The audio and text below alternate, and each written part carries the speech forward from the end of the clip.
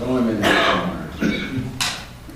All right. We come to a blank spot on the list. I guess I'll bring up Dorenda. All right.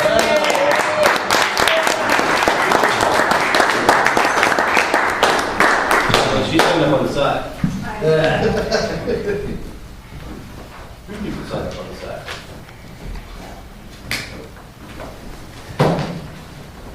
I'd have my stuff together if I was just next. Really?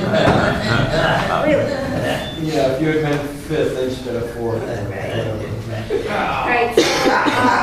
I got a couple of them, but just wait to make any noise until I'm all done, right? So, yeah, all right. I don't know what to do with this knot lurking within my aortic arch, full of energy waiting to race throughout my entire body, held back by heartstrings and the backflow from my gut. I couldn't possibly give any more from my negative account, you know.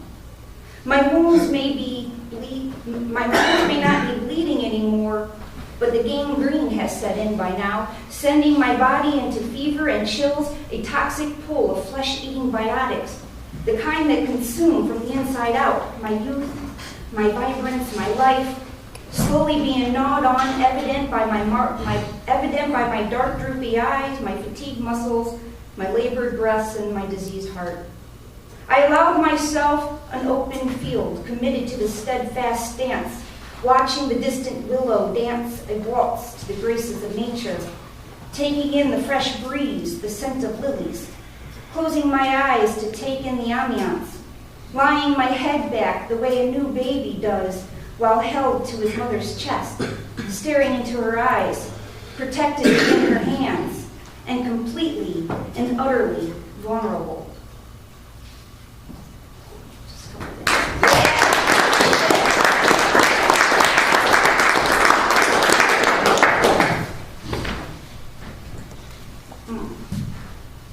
I'm sorry, sweet angel. I'm sorry, sweet angel, there are no silver platters in the kitchen cupboard. I never fed you squashed peas with a silver spoon. You were given the raw deal within the gleam of your father's eyes. I dragged you along with me like a rag doll through my neurotic episodes, through my rainy days, as if I had no other choice. I'm sorry, sweet angel, for I have allowed you to see me cry way too many times and just left you wondering why. I suppose I knew a long time ago how much I was not really cut out for motherhood. Maybe I've taken that out on you. I'm sorry, sweet angel. I'm in constant fear of doing wrong by you. I am constantly afraid that my only seed won't be planted deep enough in the earth's soil to withstand the kind of storms I've fallen over in. You were given a raw deal. You were constantly surrounded with struggle, with sorrow, with fear, with anger.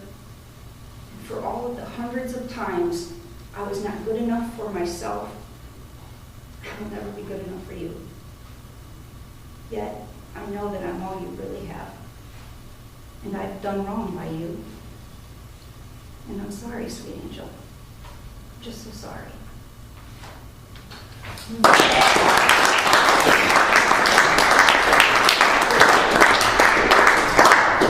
Very nice. You guys don't listen to direction very well. Wait. I am not afraid. I am not afraid of the boogeyman, or the crazy guy with an evil eye sneaking a peek through my bedroom window. I don't fear the waters, sharks or other intimidating creatures sneaking a peek at their guests. I'm not afraid of falling off a tower, of crashing to the ground, of being eaten by a bear or stung by 1,000 bees. I'm not afraid of my disease that may someday kill me. Or lying in the deathbed without a hand to hold. I don't fear being all alone.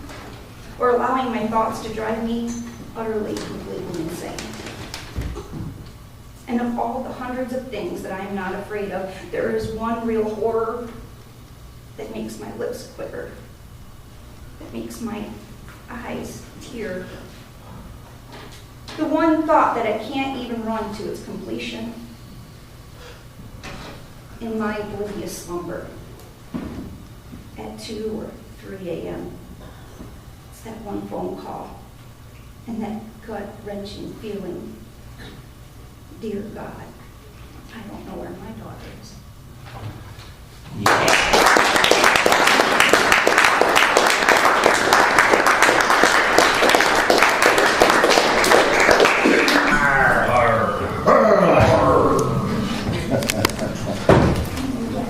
The next person on the list is Mandy Lehman.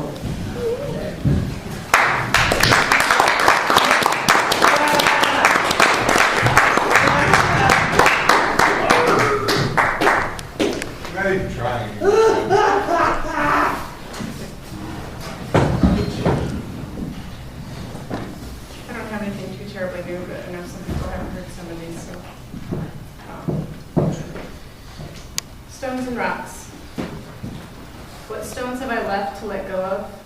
How long have we held these skipping rocks? Instead of releasing them back to the river, we lob them at playmates with hardened hearts. We ascribe to these stones the sins of others instead of accepting our rocks as our own.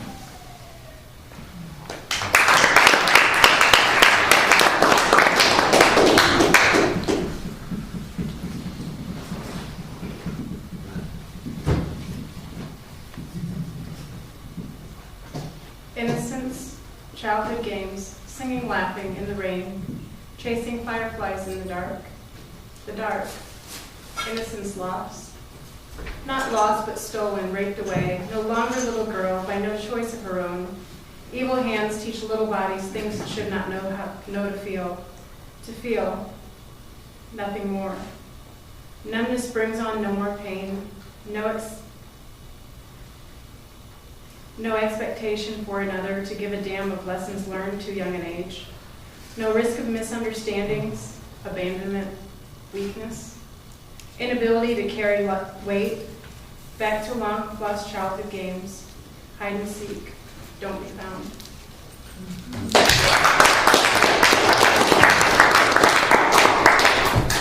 And the last one is a song that I wrote over the last couple weeks. With the death of someone I had dated recently and broken up with shortly before his death.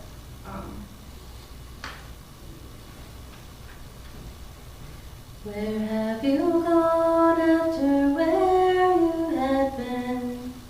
And why must you go far, far away? You were searching for peace and searching for rest, but couldn't find light in the day. I hoped you'd found home so far, far from here. I hoped you'd find rest in your sleep. I hoped you'd see all that the world held for you, and you in God's hands He would keep. When I learned of the pain you found along the way, when I learned of the road that you chose, my heart broke for you, though I sent you away to find your own path as it goes. Oh, when will you see?